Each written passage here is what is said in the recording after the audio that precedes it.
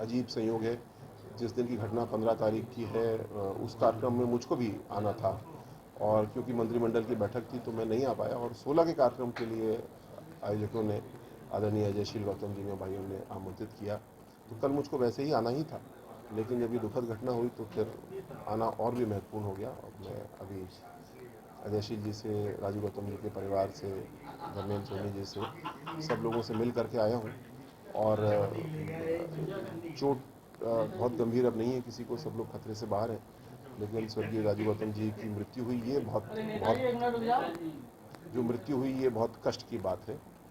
ये हम सब के लिए एक सबक भी है कि भविष्य में जिस भी प्रकार के ऐसे स्ट्रक्चर, ऐसा ढांचा खड़ा किया जाता है जिस पे माइक, साउंड, लाइट वगैरह लगाया जाता है, उसकी सुरक्षा को भी हम लोग को देखना होगा, और भी ऐसे आग को रोकने के क्या प्रबंध हैं, ये हमें छोटे बड़े आयोजन में ध्यान रखना चाहिए, इसका सबक लेना होगा।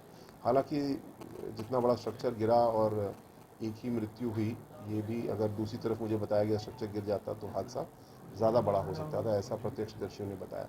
लेकिन ये कोई संतोष की बात नहीं है, एक भी ऐसी घटना नहीं होनी चाहिए थी। परिवार से मैंने भेंट की, आदरणीय योगी जी का संदेश उन तक पहुँचाया, और ये भी निर्णय हुआ कि परिवार को हम लोग जिस भी तरीके से आर्थिक रूप से मजबूत कर पाएँ, ऐसी समाज कल्याण की कई योजनाएं हैं जिससे कि हम उनको मजबूत कर सकते हैं।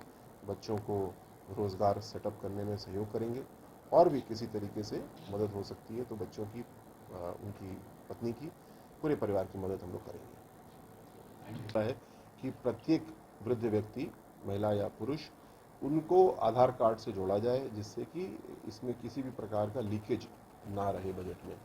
और करीब 30-35% प्रतिशत आधार के साथ लिंक हो चुका है, और इसको पूरा किया जा रहा है। जो बहुत बड़ा काम होना है, हमारे आश्रम पद्धति स्कूल हैं, ऐसे स्कूल बनाए गए थे नवोदय विद्यालय के पैटर्न पे, अच्छा काम हो रहा है, लेकिन उसको और मजबूत किया जाना है। स्टाफ की गुणवत्ता, स्टाफ की संख्या को अच्छा करना है, और व्यवस्था को भी अच्छा करना है, ये मुख्य हमारे काम है। इसके अलावा और भी कई चीज़ें, जैसे हमारा यूपी सिडको नाम से एक कॉरपोरेशन है, उसको और आधुनिक, कॉरपोरेट और तेज़ किया जाएगा। रूप से ये मेरे जीवन में बहुत बड़ा परिवर्तन है।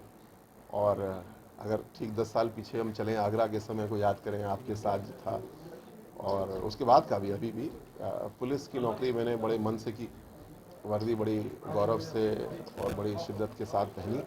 लेकिन कभी कभी जीवन में ऐसा होता है कि जो आप स्वयं नहीं सोच रहे होते हैं, वो दूसरे आपके बारे में सोचते हैं। और भारतीय जनता पार्टी के नेतृत्व ने मुझे एक सुझाव दिया कि क्यों ना आप लोक सेवा में, राजनीति में प्रवेश करें, कन्नौज को अपनी मातृभूमि बनाएं। निश्चित रूप से ये बड़ा मुश्किल निर्णय था, आप सब पुराने परिचित मित्र हैं, आप समझ सकते हैं। लेकिन जब इस प्रकार का सुझाव था, और एक बड़ा सुझाव था, तो पूरे परिवार ने उस पर चर्चा की, और फिर तय हुआ कि इस राह पे हम चलते हैं। और मुझे बड़ी संतुष्टि है, इसलिए केवल नहीं क्योंकि कन्नौज के हमारे सभी भाई बहन मतदाताओं ने प्यार दिया, बल्कि इसलिए कि जिस राह पे चले थे, कि समाज के अंतिम पायदान पर जो खड़े हुए भाई बहन नाउ ट्रांसजेंडर हैं, उनकी मदद कर सकें। पुलिस में भी करते थे, लेकिन पुलिस की बड़ी सीमित रोल है इस काम में। और अब ये मेरा सौभाग्य कि मुझे समाज कल्याण विभाग ही दिया गया है, जिसको मैं बोलता हूँ कि मदद विभाग है, सबकी सहायता करने का विभाग है। हाँ, समाज कल्याण विभाग में बहुत सारे सुधार की गुंजाइश है, जिस पर हम लोग अभी काम कर रहे हैं।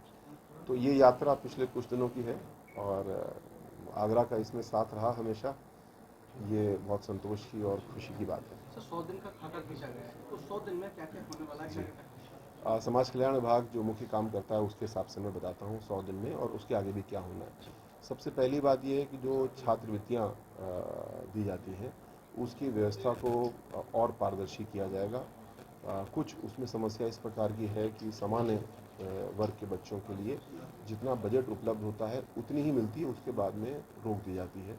तो बच्चे अपनी योजना, अपना प्लान नहीं बना पाते हैं कि उनको छात्रवृत्ति मिलेगी या अंत में अटक जाएगी। तो इसके लिए पारदर्शी व्यवस्था होना चाहिए, जिससे हर बच्चा अपनी योजना बना सके। दूसरी बात ये कि जहाँ पे केवल समय के हिसाब से हम योजना बच्चों को छात्रवृत्ति दे रहे हैं, क्या मार्क्स यानी मेरिट के आधार पर बच्चों को देना चाहिए अगर बजट कम पड़ रहा है।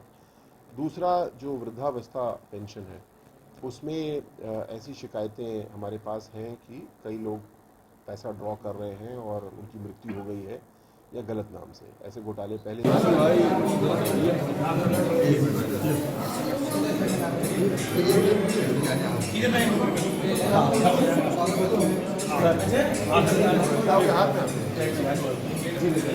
कार्तिक है ना